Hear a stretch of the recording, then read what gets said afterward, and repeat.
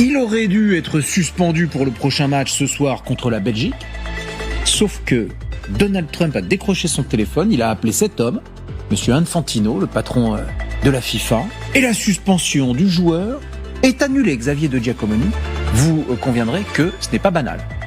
Ah, c'est pas banal, et puis c'est même presque méprisable en fait. Infantino et Trump sont vraiment des amis, ils sont très très liés.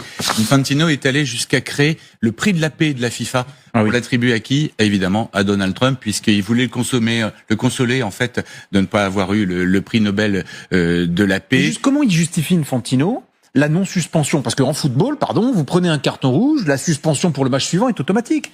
Donc, comment il justifie? Je suis pas du tout un technicien. J'ai l'impression qu'il n'essaye même pas de justifier. Si. Alors il y a une justification, il y a un article obscur de la FIFA qui permet d'avoir une sorte de suspension avec sursis, si vous voulez. Si jamais il recommet une faute, alors là, il prendra beaucoup plus longtemps. Après, si j'ai bien compris. Mais le problème, ça fait une belle jambe au Belge. Le problème n'est pas là, c'est qu'une nouvelle fois, on a un Donald Trump qui ne respecte rien, qui ne respecte pas la démocratie, qui ne respecte pas les règles du football et qui veut en fait une Coupe du Monde uniquement tournée vers lui. Et pour ça, il faut quand même que l'équipe des États-Unis brille un tout petit peu. Or, Balogun est vraiment l'attaquant fer de lance, c'est un des seuls joueurs des États-Unis qui puisse éventuellement faire la décision. Moi, ce qui m'intéressait en revanche, ce sont les précédents. Et les précédents, ils font vraiment froid dans le dos. Premier précédent, 1934.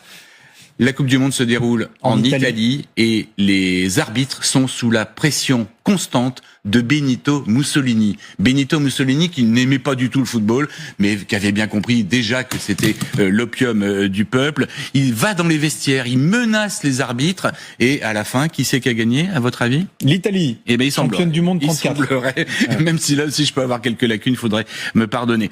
La FIFA ensuite a sanctionné et radié à vie 2 arbitres quand même. Là, il y avait eu un semblant de justice. 1938, la Coupe du Monde se déroule en France. Et là encore, pression de Benito Mussolini. Nous sommes un an avant la Seconde Guerre mondiale.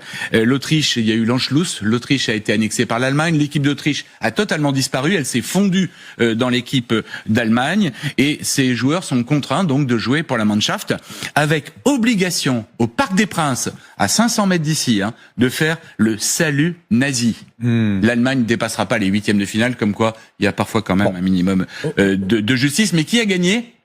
L'Italie a gagné et les joueurs de l'Italie portaient la fameuse chemise noire des milices fascistes Mussolini.